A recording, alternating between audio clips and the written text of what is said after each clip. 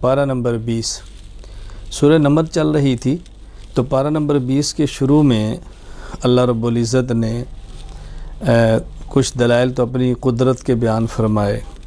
کہ اللہ تعالیٰ کے علاوہ رزق کون دے سکتا ہے، تکلیفیں کون دور کرتا ہے، بارشیں کون برساتا ہے، تمہاری حاجات کو پورا کون کرتا ہے، اللہ کے علاوہ کوئی نہیں ہے۔ تو اللہ تعالیٰ نے اپنی قدرت کے دلائل بیان فرمائے۔ اللہ تعالیٰ نے قیامت کی نشانی بیان فرمائی ہے کہ ایک جانور نکلے گا جو لوگوں سے باتیں کرے گا، یہ صفا پہاڑی سے نکلے گا۔ اس کے بعد اللہ تعالیٰ نے اپنے پیغمبر سے فرمایا کہ آپ یہ بات ان کو فرما دو کہ دیکھو جو ہدایت حاصل کرتا ہے اس کا نفع اس کو ہوگا، جو نقصان اٹھاتا ہے، ہدایت اختیار نہیں کرتا، ضلالت اختیار کرتا، اس کا نقصان بھی اس کا ہوگا۔ میرے ذمہ تو قرآن کریم پڑھ کے سمجھانا ہے، میں نے تمہیں سمجھا دیا، دونوں راستے تمہارے سامنے ہیں، جو حق اختیار کرے گا فائدہ اٹھائے گا، حق کو چھوڑے گا تو دنیا آخرت میں تباہ و برباد ہوگا۔ سورۃ النمل کے آخر میں پھر اللہ تعالیٰ نے فرمایا کہ پیغمبر آپ مکہ سے ہجرت فرما کے مدینہ جا رہے ہیں، تو جس اللہ نے آپ پر قرآن کریم نازل فرمایا ہے انشاءاللہ واللہ آپ کو واپس مکہ بھی لائے گا، اور یہ وعدہ پورا ہوا۔ رسول اکرم صلی اللہ علیہ وسلم پھر مکہ مکرمہ فاتح بن کے تشریف لائے۔ سورۃ العنکبوت، چونکہ سورت میں عنکبوت یعنی مکڑی کا ذکر ہے، اس لیے سورت کا نام ہی سورۃ العنکبوت رکھا گیا ہے۔ اللہ تعالیٰ نے یہاں یہ بات شروع میں سمجھائی ہے کہ اللہ تعالیٰ کی سنت ہے، اللہ تعالیٰ کی عادت ہے کہ اللہ تعالیٰ اپنے بندوں کا آزمائش سے ابتلا سے گزارتے ہیں۔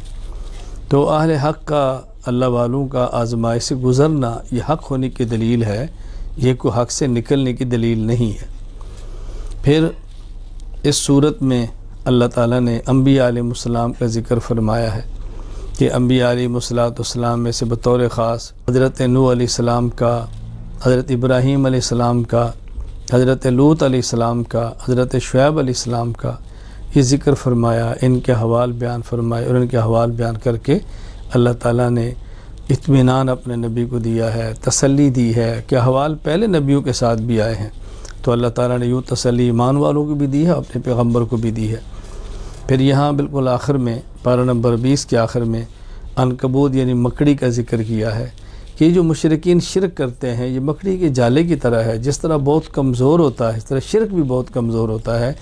تو مکڑی کے جالے سے بچو اور توحید کا دامن تھامو جو بہت مضبوط ہے۔ سورۃ القصص، قصص کہتے ہیں چونکہ واقعہ بیان کرنا۔ اس صورت میں موسیٰ علیہ السلام کا ایک اہم واقعہ ذکر کیا ہے کہ موسیٰ علیہ السلام شہر میں داخل ہوئے، اور حضرت موسیٰ علیہ السلام کی قوم کا آدمی جو اسرائیلی تھا، فرعون کی قوم کا آدمی جو قبطی تھا، آپس میں لڑ رہے تھے۔ تو حضرت موسیٰ علیہ السلام نے چھڑانے کے لیے قبطی کو مکہ مارا تو وہ قتل ہو گیا، قتل کا ارادہ نہیں تھا۔ حضرت موسیٰ علیہ السلام نے اللہ تعالیٰ سے دعا بھی مانگی، یا اللہ میرا ارادہ قتل نہیں تھا لیکن ہو گیا، مجھے آپ معاف فرما دیں۔ دوسرے دن پھر موسیٰ علیہ السلام شہر میں داخل ہوئے تو وہی ان کی قوم کا جو اسرائیلی آدمی تھا کسی سے لڑ رہا تھا، تو حضرت موسیٰ علیہ السلام نے چھڑانا چاہا، تو چھڑانے کے لیے شاید آپ نے پھر مکہ اٹھایا، وہ اسرائیلی بول پڑا کہ کل آپ نے اس کو مارا تھا تو آج آپ مجھے ماریں گے، تو اس سے یہ بات پھیل گئی کہ قاتل تو موسیٰ علیہ السلام کے جو گزشتہ کل واقعہ پیش آیا تھا، تو تلاش کیا جا رہا تھا بندہ کون ہے جس نے قتل کیا۔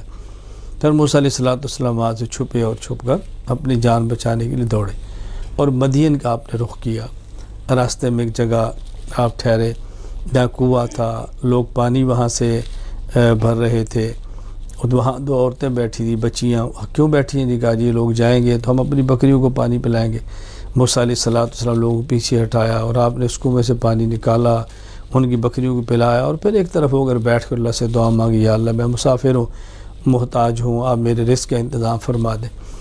یہ دونوں بچیاں حضرت شعیب علیہ السلام کی بیٹیاں تھیں، ان نے واپس اپنے باپ حضرت شعیب علیہ السلام سے برا واقعہ بیان کیا، تو آپ نے فرمایا ان کو بلا کر لو، لایا گیا۔ تو حضرت موسیٰ علیہ السلام کی بیٹیوں نے کہا ابا جی تو قوی ہے، ہم نے مشاہدہ کیا ہے، اتنا بڑا ڈول ہے پانی کا نکالتے ہیں، ساری بکریوں کو پانی پلا دیے، اور پھر امین ہے، حیا کا بہت خیال کی، آنکھ اٹھا کر بھی ہماری طرف نہیں دیکھی، آپ ان کو ملازمت پہ رکھیں۔ تو حضرت شعیب علیہ السلام نے موسیٰ علیہ السلام سے فرمایا میں چاہتا ہوں کہ آپ 8 سال تک میرے پاس ملازمت کریں، میں اپنی بیٹی کا آپ کو رشتہ دے دوں گا، اور اگر آپ 10 مکمل کریں تو آپ کی اپنی مرضی ہے۔ خیر موسیٰ علیہ السلام وہاں ٹھہرے، 10 سال تک بکریاں چرائیں، حضرت شعیب علیہ السلام کی بیٹی کے ساتھ نکاح ہوا، پھر آپ واپس تشریف لائے، اور موسیٰ علیہ السلام کا یہ واقعہ بڑی تفصیل سے یہاں پر موجود ہے۔ تو حاجت پیش آ گئی، بندہ کوئی نہیں تھا، پھر آپ نے ایک پہاڑی پہ دیکھا کہ آگ نظر آ رہی، وہاں گئے تو یہ وہاں موسیٰ علیہ السلام کو نبوت ملی، آپ کے اوپر وحی آئی، تو یوں موسیٰ علیہ السلام کا واقعہ پیش آیا۔ پھر آپ واپس تشریف لائے ہیں جہاں اپنے فرعون کو دعوت دی ہے، وہاں ایک شخص قارون تھا، بہت مال و دولت کا مالک، پورے اونٹوں کا ایک غلہ ریوڑ اس کا، یعنی یوں سمجھے خزانے کی چابیاں اٹھاتے تھے، اس کو اپنے مال پہ بہت ناز تھا اور اس کو بہت فخر تھا اپنے مال کے اوپر۔ تو خیر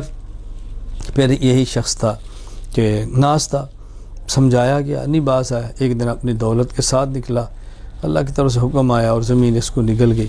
پہلے وہ لوگ جس کی دولت کو دے کے چاہتے تھے ہم بھی اس سے ایسے بنے، پھر انہوں نے کہا اللہ کا شکر ہے کہ اللہ تعالی نے ہمیں اس سے بچا لیا۔ تو یوں قارون کا واقعہ بیان کیا ہے۔ اس صورت کے آخر میں اللہ تعالیٰ نے پیشین گوئی بیان کیا، محمد صلی اللہ علیہ وسلم وہ اللہ جس نے آپ پر قرآن نازل کیا ہے، مکہ سے ہجرت کر کے آپ مدینہ تشریف لے جائیں گے، وہ اللہ دوبارہ آپ کو مکہ لائے گا۔ پیشین گوئی پوری ہوئی، آپ 8 ہجری میں فاتح مکہ بن کے مکہ تشریف لائے۔ تو یہ اس صورت کے مختصر سے مضامین ہیں جو میں نے آپ کی خدمت میں پیش کیے ہیں۔ اللہ تعالی ہمیں ہدایت یافتہ بنائے، اللہ تعالی ضلالت سے بچائے، انبیاء علیہ السلام کے واقعات اور قصوں سے عبرت حاصل کرنے کی توفیق عطا فرمائے۔